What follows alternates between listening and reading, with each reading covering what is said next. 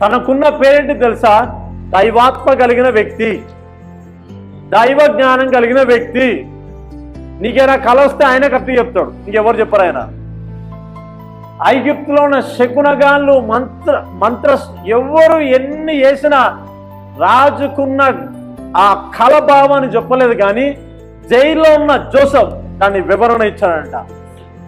ఇదంతే ఎందుకు చెప్తుందో తెలుసా? జ్ఞాన ఆత్మ ఎలా వచ్చింది? Fear of the lord. ఏం కలిగి ఉన్నాడు అతను? ఏం కలిగి ఉన్నాడు? అర్థమవుతుందా?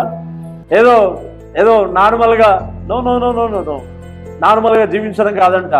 దేవుని యందు భయభక్తులు గల వారికి ఆయన ఏ మేలుయు కొదువ చెయ్యడంట. ఏ మేలు బ్రదర్, నేను అన్నిటినీ చంపుకొని ఉంటున్నా. ఎవరి కోసం? నీకోసమా? దేవుని కోసమా? నువ్వు చంపుకొని కాదు, అక్కడ నీవు వాక్యాన్ని నెరవేరుస్తున్నావు. That's it. దేవుడు నీకు ఇచ్చిన ఆ వాక్యాన్ని నువ్వు నెరవేరుస్తున్నావు. దేనికి కట్టుబడుతున్నావు? లోకానికా దేవునికా? లోక ఆ మనసు ఆలోచన నుంచి బయటికి ప్రభు తీసుకొచ్చాడు. దేనికి లోపడుతున్నావు? దైవికమైన జ్ఞానానికి లోపడుతున్నావు. అవునా?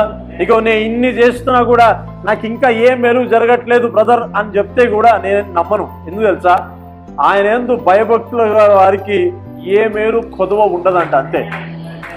అది ఎప్పటికైనా ఏ రోజుకైనా నీ హెచ్చింపు మాత్రం ట్రూత్స్, సత్యముగా నువ్వు హెచ్చించబడతావు. హల్లెలూయా.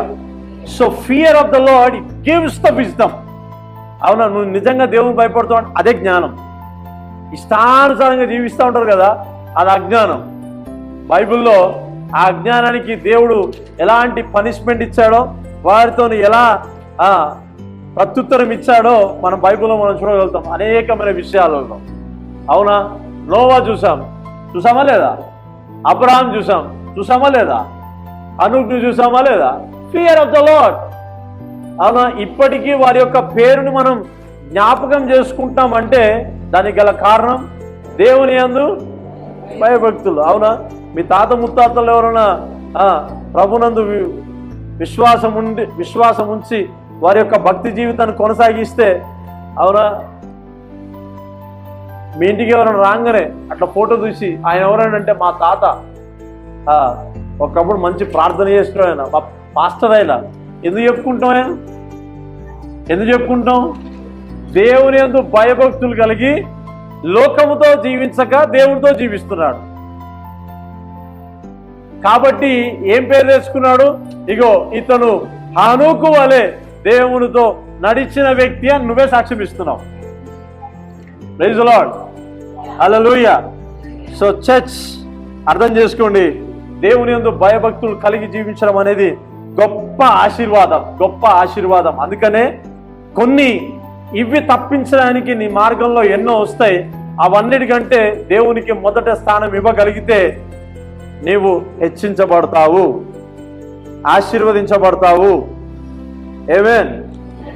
9వ అధ్యాయం సామెతలు 9వ అధ్యాయం 1వ వచనం చదువుదాం. జ్ఞానము ఏం చేస్తుందంట? జ్ఞానము నివాసాన్ని కట్టుకుంటుందంట. ఇక్కడ 9:10లో ఏం చదువుతామంటే దేవుని యందు భయభక్తులు జ్ఞానమునకు మూలము. సో ఎవరైతే దేవుని యందు భయభక్తులు కలిగి ఉంటారో జ్ఞానము ఎక్కడ నివాసం ఉంటుంది ఇప్పుడు? అవునా? ఇప్పుడు ఆ జ్ఞానము నివాసాన్ని ఏర్పరచుకుందంట. ఎక్కడా అని అడుగుతున్నాను నేను. ఎక్కడ తన నివాసాన్ని ఏర్పరచుకుంది? భయభక్తులు కలిగిన వారి యొక్క హృదయములో నివాసాన్ని ఏర్పరచుకున్నది. యేసు ప్రభువు ఎక్కడున్నాడు? చెప్పరా మీరు? మా ఇంట్లో వదిలిపెట్టొచ్చినా అంటారా? ఎక్కడున్నాడు యేసు ప్రభు? ఎక్కడున్నాడు? మనోనే కదా. సో ఎక్కడ నివాసం ఉంటుంది జ్ఞానము? జ్ఞానానికి ఆధారమైన వ్యక్తి నీలో ఉన్నప్పుడు నీలో ఏమున్నట్టు? జ్ఞానం ఉన్నట్టు. సింపుల్గా ఆన్సర్ కదా అండి. కష్టపడతారు? ఏమన్నా డిగ్రీ ఇదేమన్నా?